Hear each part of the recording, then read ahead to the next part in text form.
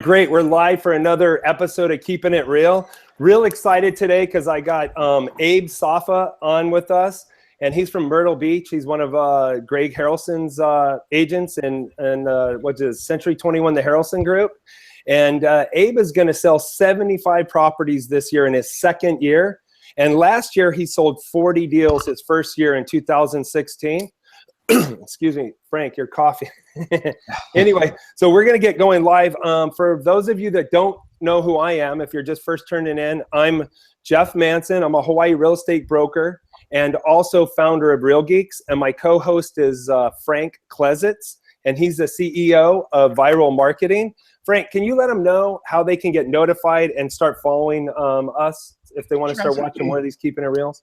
Yeah, so we like doing these on YouTube Live now. We think it's the best interactive way of doing it. We got a chat here on the right, so if you have any questions, feel free to ask. I'm moderating that. And if you want to subscribe right here on YouTube, subscribe on the YouTube channel, get notified. We're also up on the Real Geeks Facebook page. Also on iTunes. You can check out iTunes to get to download right into your iTunes, iPod, iPhone, whatever you use. And then also, if you go to keepingitreal.com, brand new website. It looks great, Jeff. Yeah, the Keeping It Real, and we actually have a search. So there's actually a search on the Keeping It Real. If you want to do like Facebook marketing, FSBOs, expireds, you just can type in a keyword and any episode that has that title or anything we've spoken, because we've had them all transcribed. So it will search every word within that episode and pull up a list of episodes for you. So we actually got a search. It's pretty cool. Yeah, that's really cool. So if you go to keepingitreal.com, you can put your email address in, and you won't get emails for anything else other than when we announce a show, which you'll just have to put like an appointment in your calendar to come watch it here on YouTube Live. So that's all I got. All right, great. Yeah, like I said at the beginning, Abe sold 40 deals his first year in 2016. He's on track to do 75 or more this year. And what's amazing, of the 75 deals, 85% of them are going to be sellers. So listings taken, listings sold, which is amazing for a newer agent, right? I mean, most newer agents get in and start doing buyers. So you know what, I'm excited to have Abe on here because he has such a great mindset and he keeps saying simple and focus, and he's going to crush it. So, hey, Abe, how did you get into real estate initially? Well, you know, Greg Harrelson, which you guys both know, is my best friend, one of my best friends. He was one of the first people I met when I moved to Myrtle Beach. So 29 years ago, Greg and I met. So even though I haven't been in a business that long, you know, Greg and I have had real estate conversations for close to 30 years. Right. You know, so we've dabbled back and forth in the past and buying real estate as investors, selling stuff. You know, so we kind of there was always a little bit of interest in there in getting into the business. And then December, not this past December, the December before that, I finally decided to get ahead and bite the bullet and get into this business. Yeah, and what were you doing, just so they have some context of where you came from before? You were, you know, Greg's best friend, you would talk real estate, you would, you know, invest with him. What were you doing, or what business were you in before? I've been in sales my whole life. So ever since I was a teenager, all I've ever done was retail sales. So had multiple businesses on my own, you know, had one business, we grew to 10 stores. So it's always been retail, always been consumer minded. It's always about the client, making sure they're happy. Just selling a different widget now, but still sales. Right. Awesome. All right. So, and then you got inspired by, you know, just conversations with Greg and dove in and. Yeah, you can't be around Greg and not love real estate. Yeah. I would agree. Or you get inspired either, right? He's amazing. Inspired, exactly. About anything, really. Yeah. Yeah. Anything in life. So let's dive into the, you know, I mentioned you're going to do 75 transactions. What are the different sources of business that you're doing? I want to find out like what you're doing, the different lead sources and different types of business you're going after and all that. And then let's dive into them individually and see how you work that. Yeah, absolutely. So I wrote some notes down here. So let me just refer to those. Almost half of my business is going to come from expireds or withdrawals. So roughly 49 to 50% is coming from that side of the business. Database, about 16%. 16%. Centers of influence, past clients, about 16%. And then the rest is pretty much cold calling. 16. Okay, so you got 32. Okay, and then what's the rest? 32, like 18%? I believe so. I didn't write down that. 18% is cold calling. Okay, awesome. Let's go into the expireds first. Okay. Sure.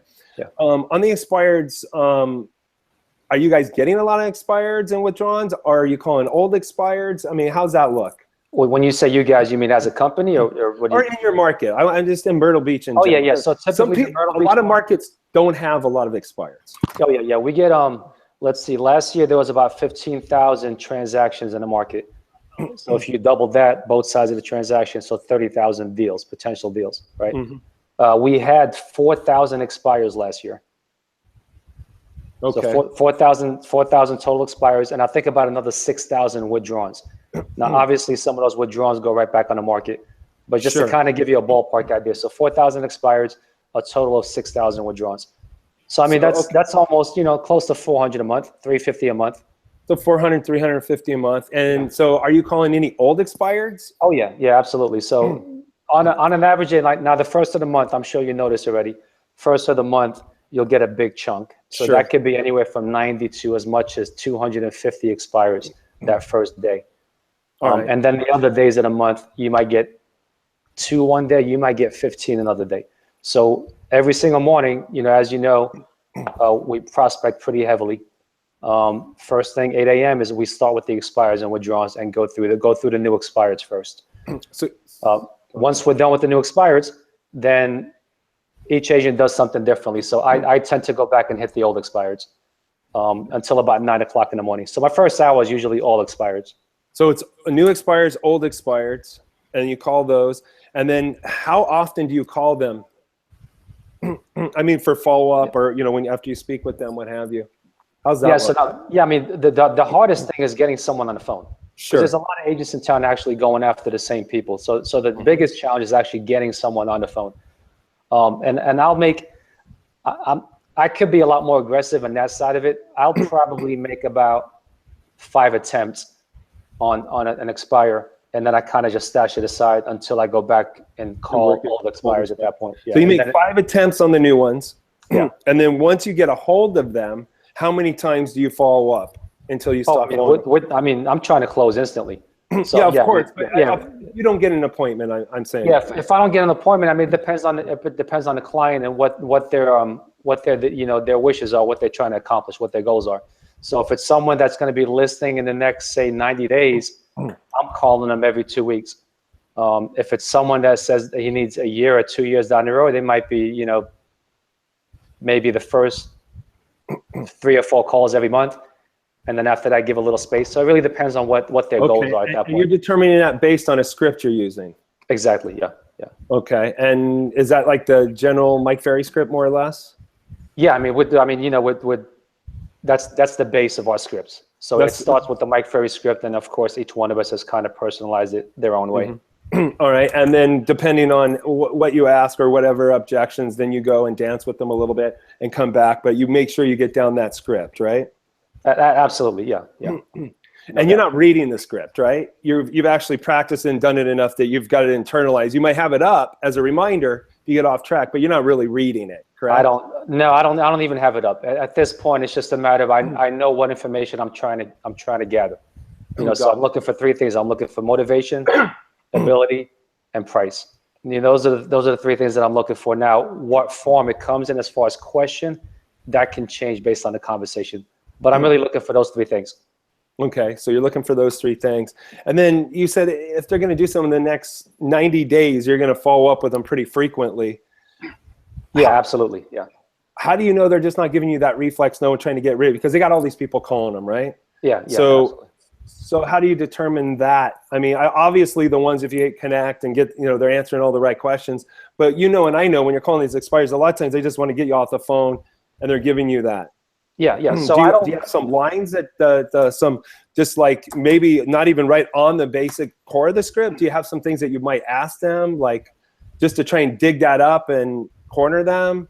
Not necessarily. Like there's not a specific line that I go to. It depends on the conversation, but it comes down to trying to find their motivation. Sure. And it's sometimes, I mean, you can read through some of the smoke signals they give you, and once you find their motivation, you pretty much know if they're BSing you or not. Sure. You know, so your questions are based on trying to find their real motivation and the real motivation. That's what it comes down to. Exactly.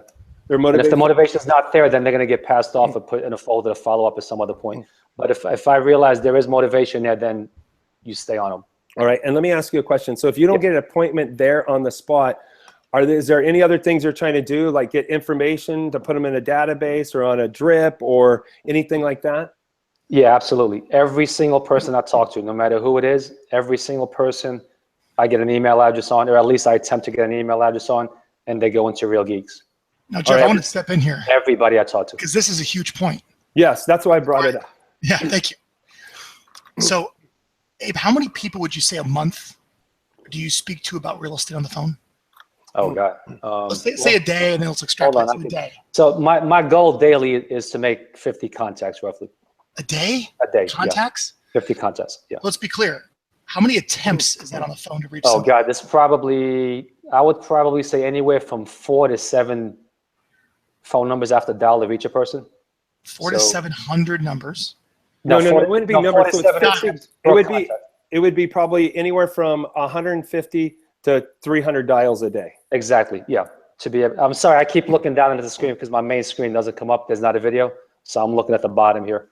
But I want people to understand this. This is huge. You make so basically about 300 phone numbers a day, anywhere from 150 to 300 phone numbers a day I'm dialing. That's a typical day. Now, we do have some days where we do all-day prospecting, and then we're just dialing away that day. I can't even tell you how many dials. How many hours does it take you to make that many attempts? It's usually done within a 3-hour period. So every morning, 8 to 11 is when we prospect. And are you using a dialer? Or are you guys double dialing? What are you doing as far as the stuff you're using for the make? A combination of both. Either a double dialer, or I do use a dialer for certain things. Like new expireds, it's difficult to use a dialer. Yeah, I'd agree. Because sometimes there's only 3 expireds. But when I go back and hit old expireds, so like what I'll do is maybe go, I don't know, I'll go back into my whole database of expireds, say from January 1st until May 31st. That might be 2,000 people, right? So I'll take all of those and dump them into Mojo, and then I'll spend the day just hammering those on Mojo. Okay. So that when I do all the expires, I'll do it that way. So how you're making about 50 contacts a day, 20-day work month? Yeah, 20 to 22, somewhere in that range. So what is that? How many contacts a month? To give you an idea, last year, 2016, I made 9,512 contacts. All right. So you obviously just for contacts. Contact is when you actually speak with somebody. When you actually speak to someone and have a real estate conversation. Now, Abe, have a real estate conversation, not just the child hanging up on you. Not just hello, click. Yeah. So let me ask you this. How many emails have 1,000 contacts a month? Because you're making sure you're getting contact information to stay in touch for your database marketing that I'm sure we'll talk about what Greg has going out for you, what you're sending out. Yes. How many emails would you say you're adding to your database every month from that? Well, I've got the exact number. So last year, 2016, 1,415 emails I added. Abe, you're one of the very few people who have Vyral clients listen to this. The fact that you know that number is why you're so darn successful. Good for you, man. You're tracking that. So the goal is you get their information, you collect those. So if you don't get an appointment, the goal is to get their email and put them in the Real Geeks system. And then what are you setting them up on the Real Geeks system? I want everyone to hear, because there's a lot of Real Geeks customers are watching this, and they really need to start leveraging the platform, because the platform will start helping them. And I don't know about you guys, but I have email fatigue. And if you send them crap, they're going to opt out. But if you get their permission and what you do. So what do you do? Let's go through a typical expired someone you talk to. And what do you ask them when you're asking for the email to get their email and set up their expectations of what you're going to send them? So the conversation basically is going to be, listen, let me drop you my contact information. I want to stay in touch with you. And plus what I do, I've got some clients in your neighborhood that I keep updated from time to time. So whenever something sells in the neighborhood, I'm going to shoot them a short email, tells them what sold, how much it sold for. And this way you've got a great idea what's happening as far as activity, as far as prices. How's that sound? So usually I'll get that. It goes into Real Geeks. I'll put them on a safe search, because again, I'm working mostly with buyers, right? I mean, sellers, right? Correct. So I'm doing a safe search for them, saving that, and then it's hands off at that point. So you're saving a sold search, which then the Real Geeks system automatically saves them a market report search as well. So they're getting daily sold information as it happens within the market. And it's got that home valuation widget embedded on the detailed property page. And then they're getting a monthly email, says, here's your monthly market report. They click on that. They go back to the Real Geeks website, which is the market report's like a one-line CMA style with the actives and the averages, the under contracts and averages, and the solds and the averages. But right below that is the property search widget and the home valuation widget. So that way they will engage. And you get a decent amount of those emails? Yeah, I do. But I also get a lot of, I get a lot of replies from customers or clients that they actually love the notifications. And it's really hands off. I mean, once I give that email address to my assistant, she plugs it in. I don't do anything. It's just, it's set it and forget it at that point. And they'll get a weekly notification when something sells in the neighborhood, and then also get that monthly notification. And then, so I'll probably get, I don't know, maybe 5 to 10 a week of sold notifications. I mean, the home valuation notification. Yeah. And then your assistant gets those to you? Yeah, so they'll go into her email address. She'll pull up that person, the email. She'll get their information, where they own, how much they paid for it, and so on and so forth, and then drop that on my desk, and I'll call them. Okay. Abe, can we step back, because you're talking about your assistant? We'll get back to this drip stuff. Can you talk about some of your personal productivity habits on how in the world you speak with 50 people in 3 hours? Because you have to make that happen and be prepared. And you mentioned you have an assistant that takes the email and puts it in. I'm hearing you have some way of making this very efficient. Could you share with the audience? Yeah, so again, I mean, I'm going to go back to Greg Harrelson, of course. So knowing Greg, I've known him for 30 years. It's the foundation is in the prospecting. The foundation is in the repetition. So day in and day out, it's a numbers game, right? I mean, he told me early on, it's very simple. It's a numbers game. Once you figure out how many contacts it takes to get an appointment, and figure out how many appointments to get a listing, and then at that point you scale up or scale down your business the way you want it, right? So that was ingrained in me from early on. So I really believe it's just a numbers game. So I know what my numbers are. So I know if I want to do this many deals, I'll have to make this many transactions or this many calls, this many contacts. Now, if I don't make those calls, then I don't do the business. But yes, so every single day I go in with the mindset that, okay, 8 to 11, we're going to prospect. My goal is 50 contacts a day. And I just record the numbers. So you record the numbers. I was going to get into this later in the conversation, but we're going down this path. So what does your perfect day look like? And then I want to know what your numbers are, because you know what your numbers are. You track them. So how many contacts to get an appointment, how many appointments to go on. I know you got the numbers. You're tracking them. So what does that perfect day look like for you when you come in the morning? Yeah, the perfect day. So I start my morning, of course, with the new expires. The perfect day is I'm getting people on the phone early, between 8 and 8:30. That's the crunch time there. Anybody you reach that early and set appointments that early, our closing rate on expired is good once we get in the door with them. So a perfect day would be I set 3 appointments in that first half an hour that morning. Okay, but you prospect the 3 hours regardless. You don't we don't stop. Woo! I set an appointment. I'm done for the day. Oh no, absolutely not. Yeah, we prospect no matter what. We don't stop before 11. So every day, regardless, you are prospecting between 8 and 11. 8, 11. Monday through Friday. Monday through Friday. Yeah. Okay. Right, yeah. So 5 days a week you're doing that, and then what do you do after the rest of the day? So at that once 11 hits, I stop, catch my breath. Gather up whatever information I've, because there's going to be notes, scribble things all over the place. Gather all that information, get it to my assistant to process. So at that point, she'll take all the emails I've gathered. She'll put those into databases. If there's any appointments I set, I give those to her. She'll do the research on it, run the comps, and then prepare my appointment package for me. Hey, this is important. I want to talk about something here.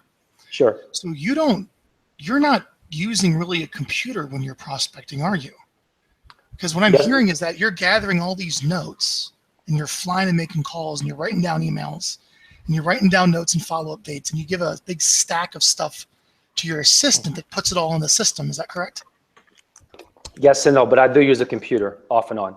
So I've got a couple of services like I use RedX for expireds. I'm in the MLS while I'm on the phone with somebody, especially an expired. I want to be able to pull up the information real quick in the MLS. So I've got a computer in front of me. If I'm using Mojo, I'm on the computer. But other than that, like the data itself, if I'm filling out a lead sheet, all of that's on paper. So it speeds you up.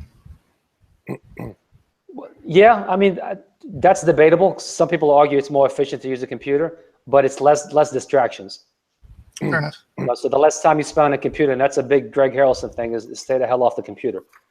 So the more time you spend on a computer, the more distractions potentially. You get email notifications, you get all kinds of things that pop up, which is going to distract you. I think that should be shared. That's a good success habit of how you hit 50 people a day to talk to. So you do that, you get that information to your assistant. She prepares your appointments. You go on appointments. Well, let's say you don't have any appointments. Right. What do? Go golfing. Nice. Okay, because every day you're doing the prospecting, right? Yeah. Now, it all depends. If there's no appointments that morning, it all depends. Like sometimes I might do some catch-up work. I try to allocate more time now. Greg's been getting on me for this is to actually work on the business. So I need to take some more time and actually brainstorm and get some things done that way. So I'll get caught up on things I'm behind on, follow up with some clients, and sometimes just make some more calls. Okay. So let me ask especially last year, 2016, there was many days where I went back and made calls from 4 to 8. Nice. Well, first in the business, man, you got Yeah, because you have no business, right? Yeah. You're not setting appointments. That first month, I mean, people were hanging up on me at hello. You've got no skills, right? So you've got all the time in the world to make calls.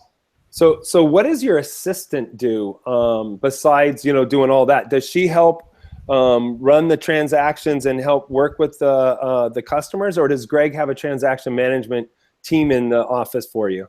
We have a closing coordinator team that I use in the office. So every single one of my deals goes to them.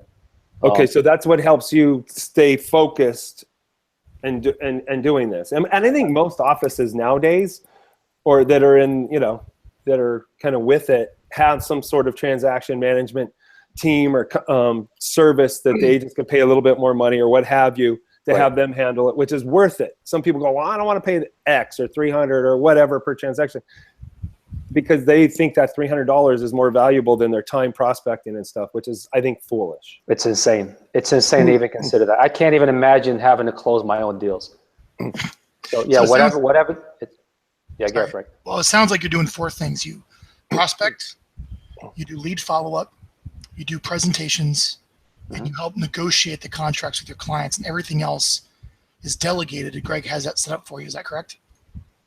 Yeah, pretty much. Between what Greg has in the office that we can hire, between my assistant, and also I have a VA in the Philippines. So between whatever we can delegate, Greg's way would be delegate everything if it's not income generating, right? So I'm not quite there yet. There's still some things that I do on the servicing side, but I'm doing a whole lot less today than I was doing December 2 years ago, or a year and a half ago. So little by little, I'm moving away from doing anything servicing. Awesome. Okay, so 50% is the expireds or old. Yes. Actually, I want to back up. We'll start diving down these other things you do, but I did ask a question before and we didn't get it answered. So how many contacts does it take for you to get a listing appointment? And then how many appointments what's the percentage of listing appointments to listings taken and all those numbers? Because I know you're tracking every bit of it. Yeah, so it takes 23 contacts to get an appointment. Awesome, that's a good number. 23.4 to be exact. 62 contacts to get a listing. 2.7 appointments to get a listing. So what percentage is that? Do you know? 2.7, maybe. Well, I mean, so if you go, it would be 33%. So you're listing like almost 40%. So 40% of the listings you go on, you take. Yeah. Yeah. Now, granted, keep that in mind though. So we got to distinguish something here. We're in a tourist destination here. We're a lot of out-of-town owners. So I would say 75 to 80% of my appointments are phone appointments. Okay, awesome. The closing, I don't have that number broken down, those compared to go-to appointments, but my ratio on the go-to appointments is much, much stronger than the phone appointments. Got it. And I think you're probably higher than 40% based on those. You're giving me that, but okay, that's fine. You got how many? So it's 25 or 24 to get an appointment, and how many to get an actual? Yeah, so for every 62 people I talk to, I get a listing. It's money, right? Right. Yeah. I want 3 listings, talk to 186 people. Yeah. Right. And once you do that, and if you're disciplined to do that, and that's why you can actually in the afternoons or on the weekends, you can take off, because you know that you're doing this every single day, Monday through Friday. And you know, if you work those numbers at the end of the year, it's just going to work out and you're going to hit your goal or exceed it. Correct? Right. That's correct. And you've got that mindset or that because of Greg. Exactly. And his training. Right. Well, I want to ask you that. How long did it take you from just being into this, like get into this prospecting machine mode? Yeah. So and talk to us about that process. We have a lot of people listening. They're like, God, if I could be like Abe, I could make so much money. But that's hard if you're just like by yourself working at home. I am probably the least,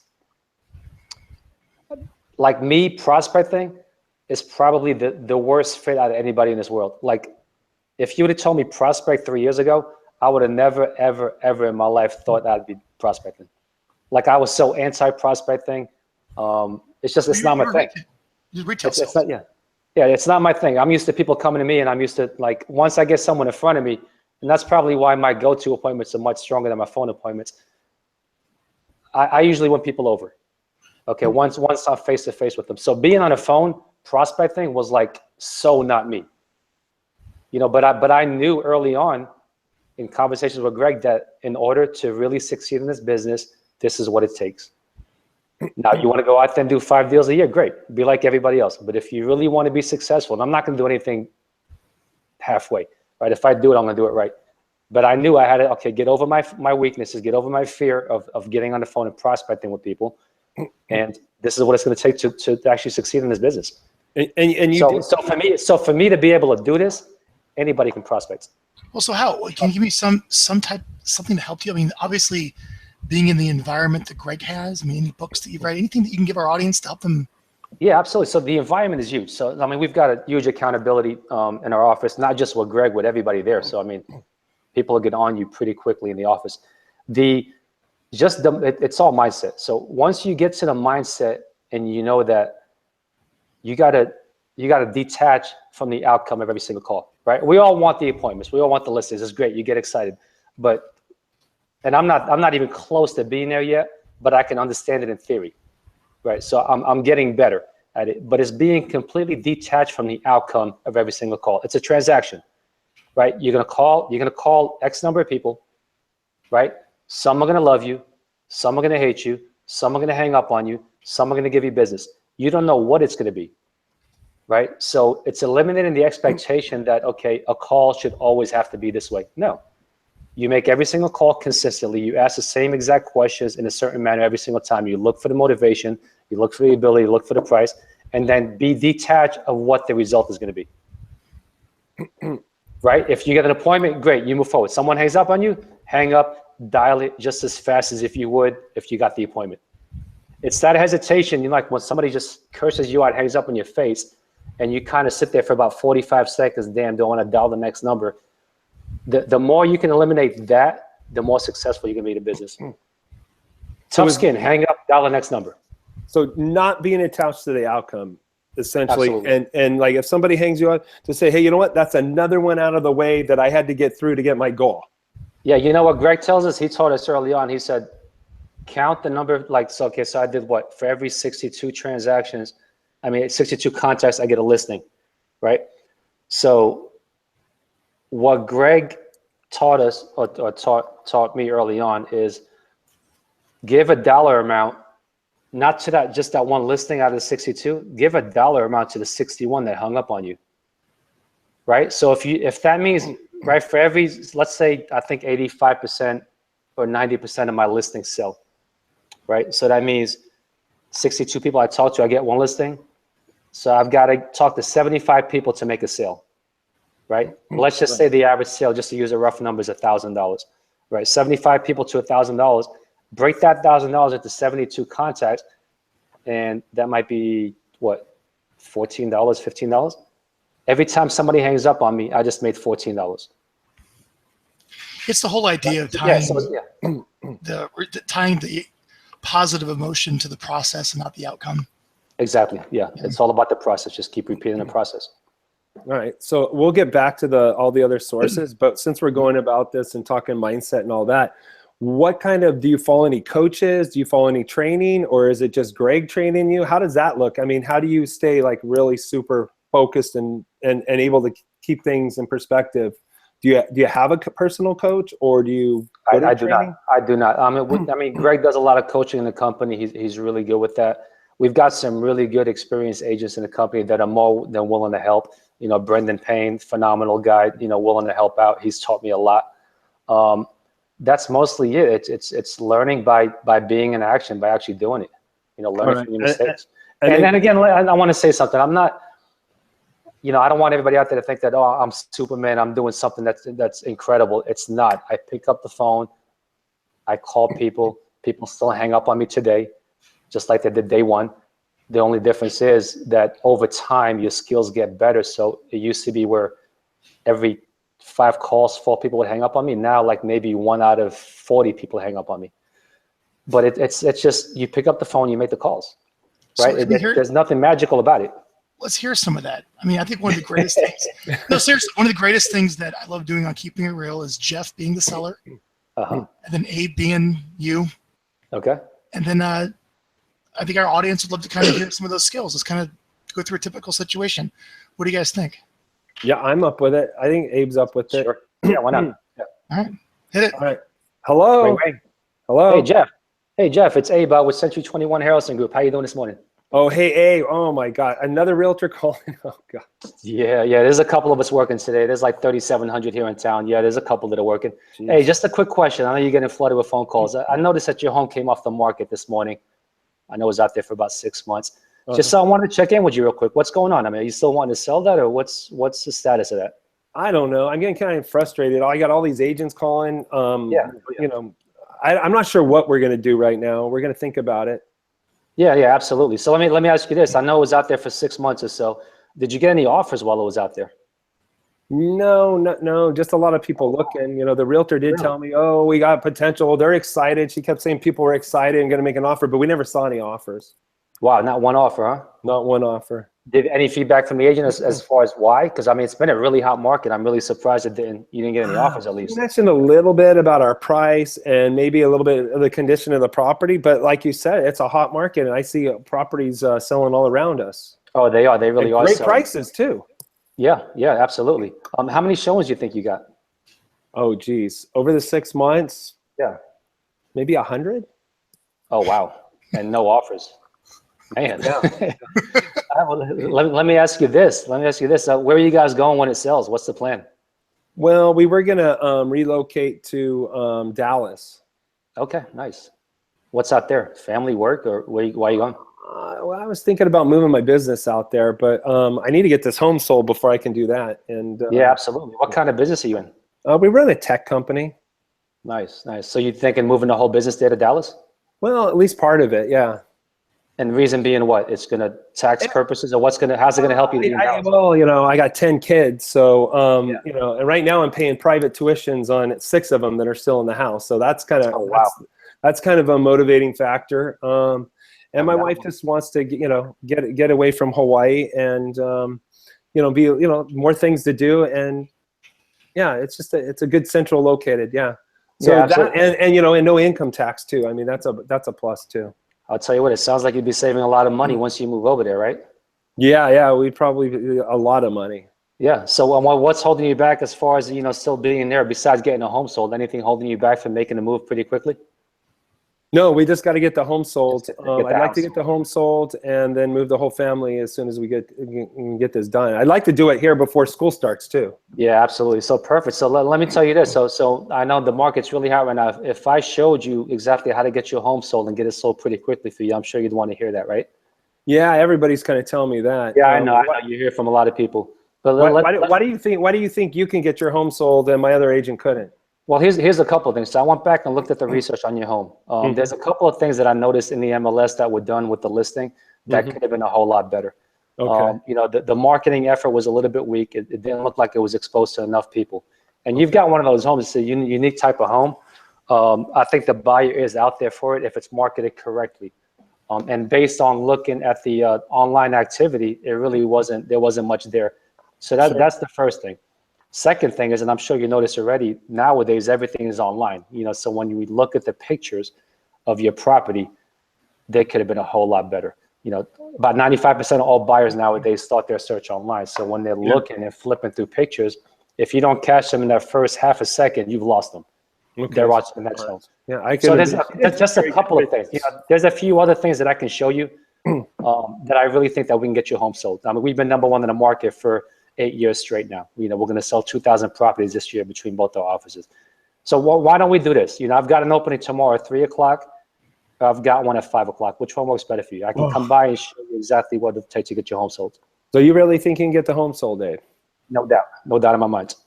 All right. Listen, I'll tell you another thing, because I know you're getting flooded with phone calls. Yeah. If I feel like I can't help you, I'm not going to waste your time, and I'm not going to waste my time. Okay. You know, I'm not in the process of just listing properties for the heck of it. So after we talk and I show you what it's going to take to get it sold, if it looks like that we can both benefit from this and we can both, it's a win-win situation, then we can move forward. If it doesn't, then we could part ways. But you'll at least have some more information that you obviously didn't get from the last agent. Does that sound fair? Yeah, I mean, I'm having some people saying that they'll do it for less commission. Do you think you would you cut your commission? I've got a commission structure that's a variable commission that I'll share with you once I get there. But most importantly is what we're going to get you in your pocket and get you over to Dallas. Because right now, based on what you think you can save in commission, it's costing you a whole lot more to be in Hawaii. Is that correct? Yeah, probably. Yeah. Right. So let's get you to Dallas as quickly as possible. So it's 3 o'clock tomorrow good, or is 5 o'clock better? I guess 5 o'clock. That way, after my wife can take care of the kids and get somebody in here to watch them. Perfect. I'll be over tomorrow at 5 o'clock. Hey, just to give you a heads up, you're going to get a lot more phone calls from different agents. Yeah. You might want to just screen your phone calls. I'll see you at 5 o'clock tomorrow. All right. Sounds good. All right. Awesome job, Abe. Good job, man. And I noticed that I kept throwing up, some objections. You kept going back to the appointment, hitting the motivation, listening to what I said. So awesome job. Yeah, the biggest thing is the motivation early on. You know, once I found out that it's costing you money to be in Hawaii, I mean, shit, selling the house. I mean, the price doesn't matter at that point. Because I don't care what your house is worth. Based on what you said, the amount of money you're going to save by moving quicker and sooner rather than later is going to more than offset dropping the price if you have to and getting it sold. So that was the key thing, was finding that out. All right, good. All right, cool. So let's go back down to so 50. We went over kind of the expireds. We just actually did an expired script, which is awesome. And then nothing special. You just keep doing that all day, right? Some you get appointments, some you don't, right? Yeah. Some are going to hang up. Like some guys are just going to, no, I don't want to click. Yeah. Okay. You dial the next person. You know what happens. Yeah. It's not a big deal. And then if you don't get the appointment, you would go into that line about trying to get their email and all that. So you can then follow find up out, okay, well, if you're not going to sell right now, then what's the plan? When are you thinking? Oh, maybe 6 months down. Okay, perfect. Let me do this. I'll drop you my information. We do a lot of business in that area. I want to be a resource for you. What's the best email? Yeah, and then you try to get it, and then you get some, and some you don't. All right, so 16% is database, and 16% is like center of influence, that kind of thing. What's the difference between the database, or what kind of customers are in the database, and what's, center of influence is people that you just know. So what is it? Right. What represents a database? So database is just like we just said. So you're an expired or a cold call or whatever. You're not selling right now. I got your email. I'm going to put you in a database. So if I get a notification from Real Geeks that you did a evaluation, that's what I consider a database. So now your seller leads, your homeowners that you've spoken with. Yeah, anybody that I'm not going to list in the next 3 months, that I just dump into a file at some point, either follow up with later or whatever it may be. So that would be your database. Those are those people you didn't initially get them, but you gathered their information because you're awesome at collecting the emails, the 1,415 emails. Or no, was that that was emails, right? That was emails. So of those, so 16% of your 75 deals will be from those emails you've been collecting. Yeah, someone I spoke to at one point that wasn't interested at that point to sell, they kind of either get dumped into a database or if it's someone that I think is going to do something within the next 12 months, I'll actually keep that lead sheet and they go in the file cabinet. Okay, awesome. And then and those aren't, you're not really calling them. Those are, you just got in there, they're getting on autopilot, getting those sold data and market reports, and then they're raising their hand basically when they're doing these things, right? Well, there's two different groups, right? So I get their email address, and if it's someone that I feel like will do something in the next 12 months or so, yeah, they still go into the database, Real Geeks and Infusionsoft, but I also keep that lead sheet and put it in a file cabinet. So I've got a file cabinet next to me that's filtered by month. So I might drop them, like right now we're in June. This guy says, I might, call me in about 3 months or so. I'll drop him in an October folder or September folder. Same exact thing. But the people that say, no, I just have no desire to sell right now, then I just put them in a database and throw away the lead sheet at that point. And of those people, you're getting 16% of your deals. Yeah. And it's like money. It's just like, put them in there, let it go, let them do that thing. And then you call them when they do something that's going to identify they're doing something on the website. Mm-hmm. At some point, they all do something. Yes, of course. It's just whether it's going to be you or someone else in front of them at that point. Just as the head of Vyral Marketing, where it's about getting email addresses and communicating, you're getting email addresses from everyone. So your hot leads, ones you really want to follow up with, you have the lead sheet, the printed one, but you still put the email address in there. Even if they say they're not interested, and even with the drips, you still get a handful of deals from those people. Yeah. Which is tremendous. All right, so then let's go down the ladder here is COI, Center of Influence, or Sphere. I have a hard time pronouncing. I prefer Center of Influence, maybe because I'm old school. But people you know. So with the people you know, how are you approaching that? A lot of it, like the first year, let me see how many. I got very little business from COI. It was only 6% of my business last year because, again, it goes back to just like I was hesitant to pick up the phone and call people. I'm very hesitant to ask friends for business. Okay. I'm just not that type to pick up the phone and say, hey, man, give me your business. Like if I feel like I'm worthy of it, if I feel like that, I'm going to do a better job than someone else will, then they should go with me. But I don't want someone to give me business just for the sake of giving me business because we're friends. So I was very hesitant to call people. So it was only 6% of business the first year. And that was just people calling me. Like I don't think I made a single outbound call to COI last year. But now as people so they see my stuff on Facebook, they see that, oh, I heard you did 40 deals last year, you're doing well. So now more and more friends are calling me. My clients are referring their family and friends over. So I'm getting a lot of referrals this year that there wasn't on last year because I had, so you're getting 60%. So this year, are you calling them? No, I'm still, Greg's probably watching this. Greg, that's why I'm asking, Greg. No, I'm still not picking up the phone and calling friends. All right, so but more and more are calling me. All right, so that's good. So I'm glad you do because a lot of people are just like you, right? Yeah. And I was the same way. When I used to work expireds, I never called my center of influence and all that. I love calling the expireds, but for some reason I had the same kind of hang up. But there's a lot of our customers that are calling our people. They're putting them in the Real Geeks database, uploading them in the CRM, and then they're calling them and they're saying, hey, Abe, this is Jeff with American Dream Realty. I got a lot of friends just like you that have asked me to keep them updated on their real estate investment. I can go ahead and set you up on my website on a sold search. It'll send you sold properties in your neighborhood. We'll also send you a monthly market report. Is that something you're interested in as well? So it's the same thing you're doing with all those other people you don't know.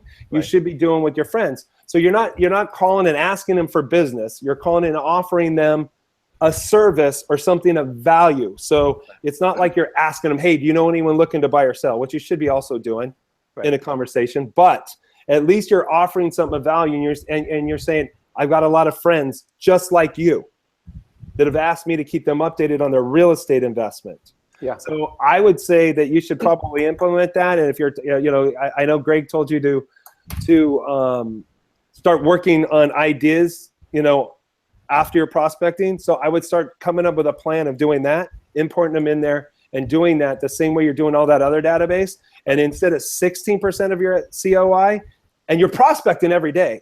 but you still want your COI to grow because you're prospecting, you're growing that. But just imagine if you could get that COI like up to 40% or 50% of your business, but yet your other stuff is still growing dramatically. Just imagine, I mean, you'll be at 200 deals in the next year and a half.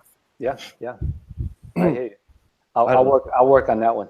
All right, I'm trying to help you out, Greg. All right, so the COI, and then the other one is the 18% is circle prospecting around just listed, just sold. Just listed, just sold. Yeah, yeah. All cold calls. And then what are you just kind of going through the Mike Ferry script on those? Yeah, pretty much the Mike Ferry script. You know, we just sold one. You know, when one sells, two or more sell. You know, there's the usual script. I was wondering when you were planning on moving, how exactly, long you live here, you know, all that good stuff. All right, great. And 18% of your business. So, but the ones that aren't selling or do anything, you're still collecting their information and going through that script and then dumping them in the database and dripping on them with market reports and sold information, correct? Everybody I talk to, try to get an email. Okay. All right, great. Training. So if you've talked to a seller, you know, or a center of influence, or somebody fills out one of those forms, how often do you, when you feel they're gonna sell, let's say in the next 90 days, how often do you follow up with them? You know, a lot of it depends on how the conversation is going. You know, I try to get in front of them as quickly as possible. Sure. So I always try to set the appointment, even if it's just to meet them.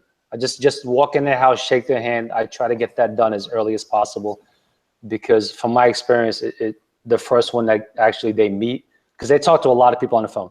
Sure. So I want to get that edge over the other agents and actually just meet them. Get in front of them, talk to them about selling their house, maybe give them some tips if, you know, about selling or fixing it up or what have you. Yeah, anything. Like this morning, you know, that I set from a new expired, I set an appointment for 12 o'clock. I spoke to another expired. She was leaving town in the morning. She had no time to meet today. I said, listen, let me just come by and meet you. She said, I can't, absolutely not. I'm packing, I'm leaving in the morning. I said, let me drive by and drop off a package for you, right? Because it was like maybe 4 miles away from my other appointment.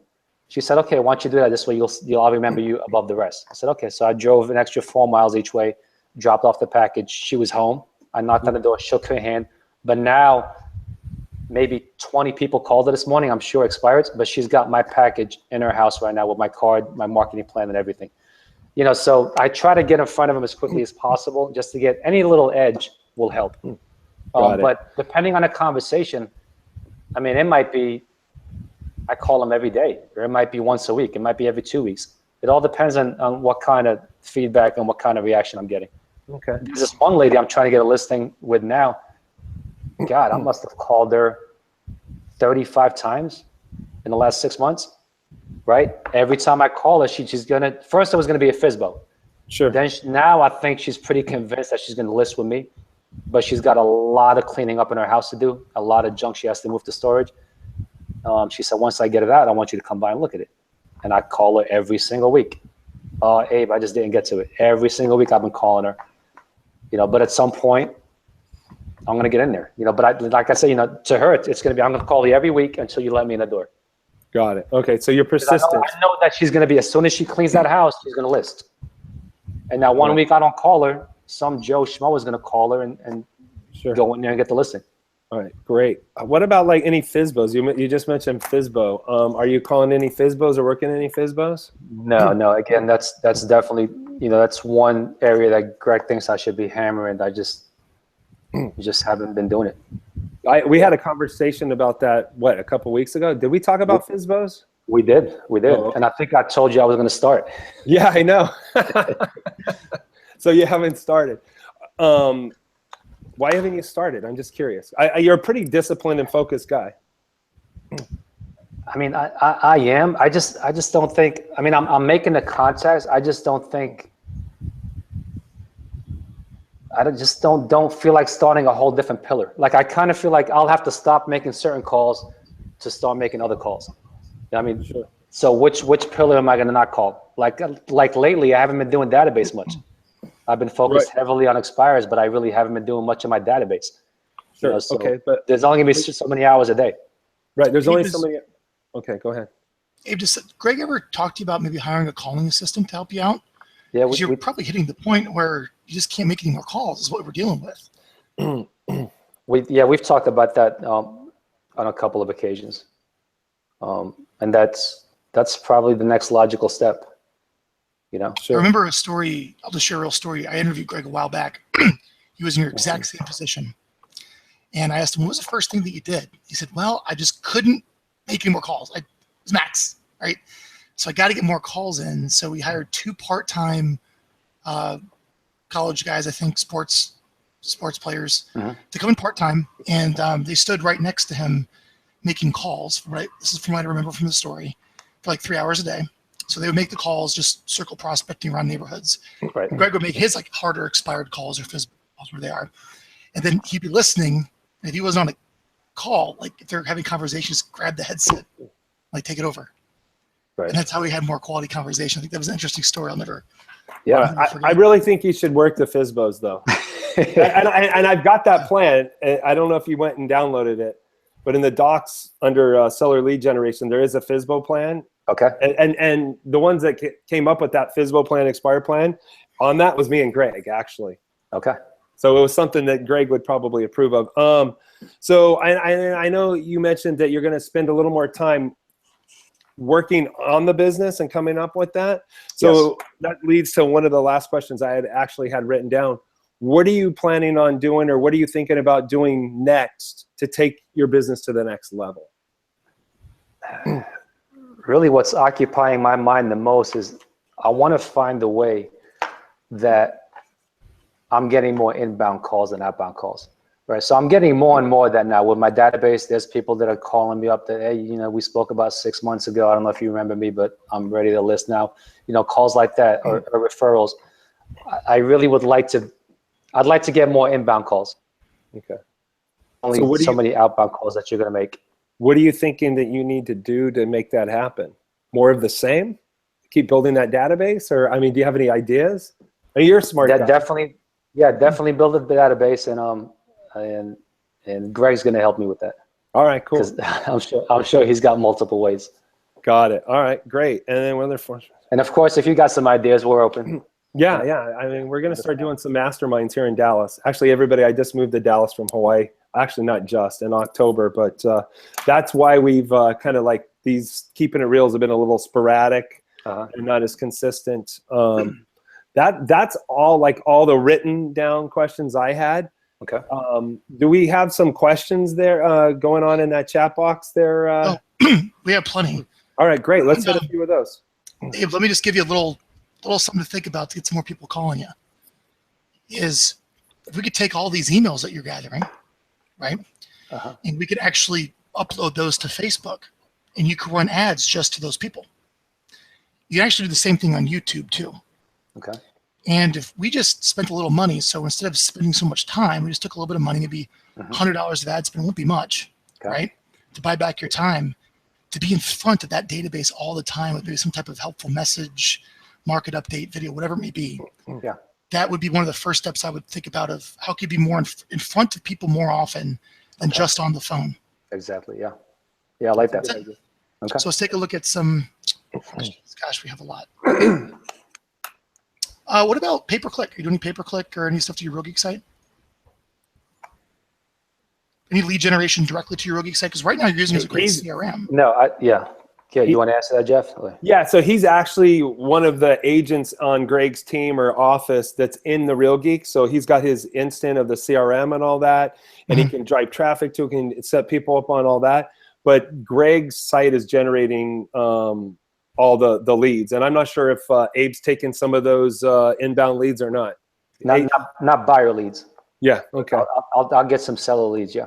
So he's getting some seller leads from the website, and he works those. But and then Greg's got that handled, right? Let me get this right. So Greg's website, his Real Geek site, I believe, is C21 the Harrelson Group. Yeah, and that thing's a monster. Yeah, I'll post it here in the comments for you guys right now. Actually, he's been a longtime customer. I don't know, one of our early adopters, and that thing's got so much organic traffic. It's amazing. It's unbelievable. unbelievable. Study a really good built-out Real Geek site with like community pages, local content. This is a good one to do. And you're just a user in that website where the leads probably get round robin to you and someone, I'm assuming, right? Yeah, but so but what's the beautiful thing is if you're an agent in there, you can upload or import all your own leads, and then you can then set them up on the website, and all those leads are then getting these updates and everything from Abe, and all that stuff is coming back to him. So that's one of the benefits of being in Greg's office or being a team member of that. And actually Greg could even make almost a mini site out of agent landing pages if Abe did want to drive traffic to it. But Abe is focused on listings mainly. All right, hit some more questions. Yeah, I got you, man. So just brand new agents are with us, Abe. Okay. The question would be is just maybe where do they get the phone numbers? So you're getting phone numbers. How do you find the phone numbers of these people? What's the best way to go about doing that? Yeah, so I mean, being with Greg, a lot of that stuff is done in-house by him, so he handles a lot of that and provides certain phone numbers, when it comes to farming and things like that. But like if you were gonna start and don't have access to that in your office, Cole Realty. Cole information. Yeah. That's one service you can use. For expires, there's a couple of different websites out there that you can use services, Land Voice, RedX, Vulcan. For expireds, FISBOs, you can get those there. That's probably a better question for one of you guys. You probably know more sources than I do. That's fine. Let's keep going on some more questions. Let's do a rapid fire here. We're running. Jeff, how do you go into someone's Real Geeks and tweak their search for them? Because you mentioned that on the follow-up call to tweak the search. Oh, how do you do that? So there's anytime you import or anytime a lead comes into the Real Geeks system, on that detailed lead page, there's a button that says log in as user. You log in, it takes you into the Real Geeks website, and then you're logged in as them, and then you can do whatever you want. You can save them searches, put them on market reports, sold search, what have you. Okay. Cool. I'm just looking through. It's a chat box. It's not really questions. Oh, okay. So if you guys have anything else, let us know. But I guess, Abe, here's a question I had that I see common in the theme is like, how in the world did you get your mindset right? Again, I think I asked you this before, but again, how did you get your mindset right to be in the zone, to consistently do what you do every day? Of what they say, the monotonous boredom of what it is, and the repetitious boredom. Right? How do you deal with that, and how did you get yourself in the mode? Give our audience something they can act on if they're really fired up. They want to be like you. What would be their next steps to? Yeah, I mean, again, I want to say it's. I mean, we're human beings, right? So we're not going to be perfect at all times. Trust me, there's been many a days where I did not want to be there making calls. Okay, but part of it is the environment. Part of it is the accountability. If I don't show up to work one morning, man, I mean, forget about Greg. Greg's going to give me some grief, but I mean, there's probably 5 or 6 guys in the office that are going to be like, hey, what's going on? You on vacation? So just having an accountability partner, people on you, that in itself drives you. Just the fact that I know if I don't show up to this morning, if I wasn't there this morning, someone else was going to get that listing that I got today at 12 o'clock. Right. So I don't like losing. So that, to me, that would, if I'm not there, I'm going to lose to someone else because someone else will get the business. Here's another thing that I always say. I haven't said it in a while on these, but discipline equals freedom.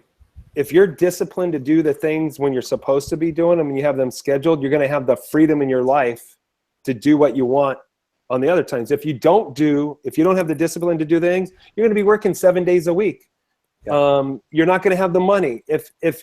If people would just do and make, even if it's an hour a day, if you're not doing any prospecting or doing anything, working on something consistently, even if it's an hour, you got to work yourself into it, or 2 hours. If you just stretched a little bit and were disciplined to do that every day, 5 days a week, come up with a plan and be consistent and do that, your life would change. You'd get a lot more time in your life because now you're doing things consistently. You wouldn't have to work 7 days a week, and you would have way more money. So when you do have the time off, you'd be able to go on cool trips or do whatever you want. Wouldn't you agree, Abe? Yeah, absolutely. And that just a statement that just came to mind, and I can't tell you who actually came up with this, but I've heard it from multiple people. And we throw it around the office a good bit. When you generate, you don't have to tolerate. I like that. As long as we're in there every single morning and generating and making calls, you can be a lot more selective. You don't have to take, abuse from certain clients. You could fire a client. You don't have to be desperate in an appointment because you have to get that listing, because guess what? If I don't get this listing, if you're not willing to take it at the price that it should be, I'm going to move on to the next person. You know, but as long as, and Greg hammers this in our heads, is just keep generating. And then all of a sudden your business not only gets better, it becomes easier. That's great. Because you don't have to tolerate, you know, but when you're desperate and you know what, I haven't worked all week and now I got a chance to get this listing, guess what? You're gonna accept certain terms that you probably wouldn't accept if you had plenty of business. Okay, one last question. This is a great question. I want to end on this. B. Harvey asks, how do you get over the rejection? I'm new to the cold calling and I hate the feeling that I'm bothering people. I want to hear that from you, Abe. Okay, so it's you. I don't think you ever get over it. At least I haven't gotten over it yet. Maybe some of the other guys that have been around longer have. The one thing that it kind of clicked one day, and I think maybe Brendan Payne probably helped me with this. You know, I think I had someone hang up on me, and I kind of paused for a second before I dialed again, and I think Brendan caught on to that. And he's like, "Do you think that guy remembered your name?" I was like, "No, probably not." And at that point, he said, "It's not personal." You realize it's nothing personal. That guy is hanging up on some guy that's calling him out of nowhere that he doesn't want to talk to, some real estate agent. That's all it is. So it's nothing personal. He's hanging up on the caller, not on me. So whether it was me or whether it was Frank, whether it was Jerry made that call, you were going to get hung up on. So it's nothing personal. So that, I think when you look at it that way, that it's just a transaction, you dial the number, the person picked up, they can like you, they can love you, they can hate you, they can hang up on you, they could give you business, or they could walk away. There's a lot of things that could happen in this transaction.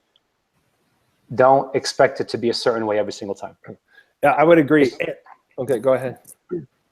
Yeah, I mean, that's pretty much it. It's nothing personal. Most of the time, they don't even know who you are or what your name is. They just know they just hung up on some real estate agent. Yeah.